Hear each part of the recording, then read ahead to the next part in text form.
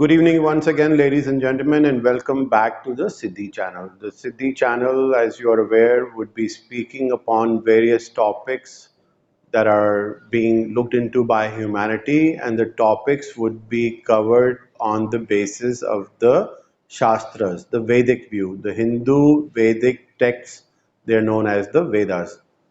So, we have been examining so far the formula of happiness, and in the previous two sessions, what we have examined is that the formula that we know so far is wrong. What is that? That we believe that by having more and more of our desires fulfilled, we would be happier, happier, and happiest. But we understood that the capacity of a human being to fulfill his desires is progressing at a arithmetic progression, AP curve, 1, 2, 3, 4, 5, 6, like that. Whereas his total desires keep on increasing at a phenomenal pace called the GP curve, 2, 4, 8, 16, 32, 64, 128, etc., etc. So the human being in this formula can never actually fulfill all of his desires in his life, by which total happiness cannot be achieved. That is what we had looked at in the first session. In the second session, we looked at that the Shastra said for us to be able to see a relationship between anything, let's say money and happiness, then two factors have to be fulfilled, anavaya and vityarekaha. Anavaya and vityarekaha. That is, in the presence of something X, then that Y should happen, and in the non-presence X, that Y should not happen. But if we apply that to the formula, and we took the example of fire and smoke, if there is fire, there will be smoke, and if there is no fire, there will not be any smoke. Similarly, if there is a seed, we will get a tree, and if we have no seed, we will not get a tree. Both conditions have to be fulfilled.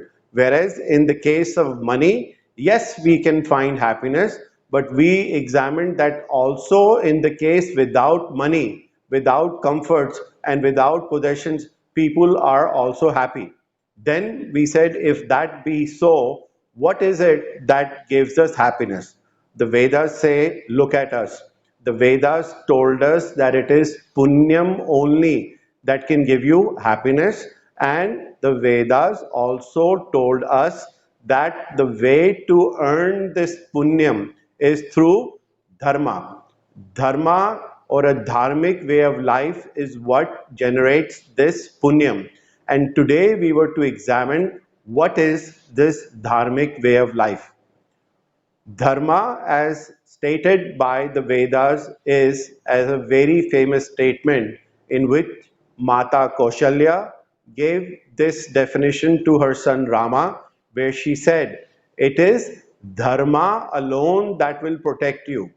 It is Dharma alone that will protect you. So it is Dharma that you should protect with courage and steadfastness. It is Dharma alone that will protect you. So it is Dharma that you have to protect with courage and steadfastness. What is this Dharma that Mata Kaushalya was advising to her son Rama?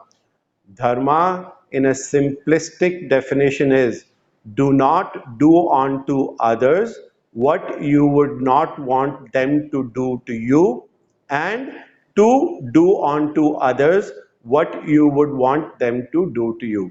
So, if I ask you, or if I ask anybody in any part of the world, do you want to be hurt? You will say no. Do you want to be cheated? You will say no. Do you want to be shouted upon? You would say no. Even the robber who has robbed you, he himself doesn't want to be robbed. The robber that has robbed you doesn't want to be robbed. That is the amazing thing. And yet he goes ahead and robs you. Now, if you look at the question, if I ask you, do you want to be loved? The universal answer would be, yes, I want to be loved. Do you want to be cared for? Yes, I want to be cared for. Do you want to be taken care of? Yes, I want to be taken care of. So these are universal. You don't want to be hurt, you don't want to be cheated, you don't want to be shouted upon. Universally, the answer is no, I don't. You want to be loved, you want to be cared for. The universal answer is yes. So, dharma is a way of life in which we do not hurt others, whereas we take care of and love others. Now, if we talk about this simple word dharma, what is a dharmic way of life is to be examined, because that dharmic way of life, the Shastras told us, produce a word called Punyam. Punyam is an unseen force. That Punyam is generated by a good deed. At good deed that we do, the good deeds that we do generate the Punyam. And those good deeds are generated by a dharmic way of life. A dharmic way of life has got two components. Component number one is proper action. When I say I am doing proper action, what does that proper action mean? It means that I am directed towards finding my happiness, and not that my actions are towards materialism.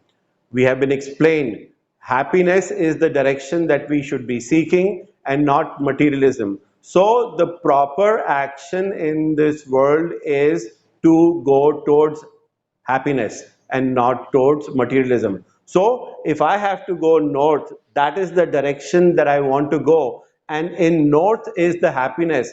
If throughout my life I am going south, east and west, and channelizing all of my efforts in those directions, then I'm definitely in the wrong direction. I am not supposed to be going in the directions of materialism. I am supposed to be going in the direction of happiness. Happiness is something that we need to focus upon, and that when we work upon, that we keep happiness as our goal, then that action becomes a proper action. Point number two was proper attitude. Proper action should be accomplished with proper attitude. We all human beings are working, we all acting in this life from morning till night till we sleep, day in and day out, week after week, day after day, year after year, we are working. And when the Shastra, the Vedas say that we need to be working with a proper attitude, what it means is all the actions that we do should be in the greater good, in the greater interest of most to all of humanity if possible. That all includes me.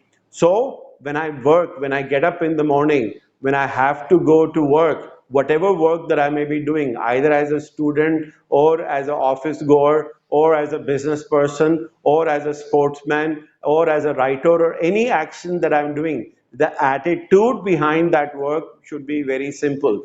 That it should be in the interest of myself, yes, in the interest of my mother and father, yes, in the interest of my colleagues, yes, in the interest of my boss, yes, in the interest of my organization, yes, in the interest of my country, yes, in the interest of this whole world. And when I say the whole world, I do not mean humanity only. Human beings are one part of the world. There are trees, there is the ocean, there are rivers, there is the sky.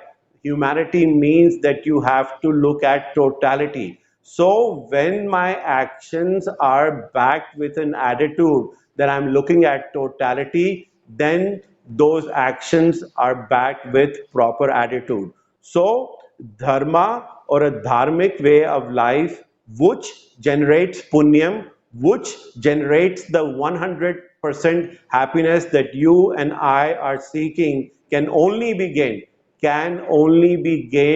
with a dharmic way of life led through dharma, which means proper action and proper attitude. I hope in these few sessions I was able to throw light using the Vedas on how to achieve this total happiness that we human beings are seeking. That is the goal of our life. Thank you for tuning in to this Siddhi channel. I do request you to subscribe. More importantly than subscribing, I look forward to your candid comments that you should offer. Those comments will allow me to improve the nature of these talks, and we will be, as I said, talking upon topics such as fear, anxiety, productivity, stress, etc. etc. So take care of yourselves, take care of all others around you, take care of this world, take care of humanity. Be safe, be happy. Cheers. Catch you next time.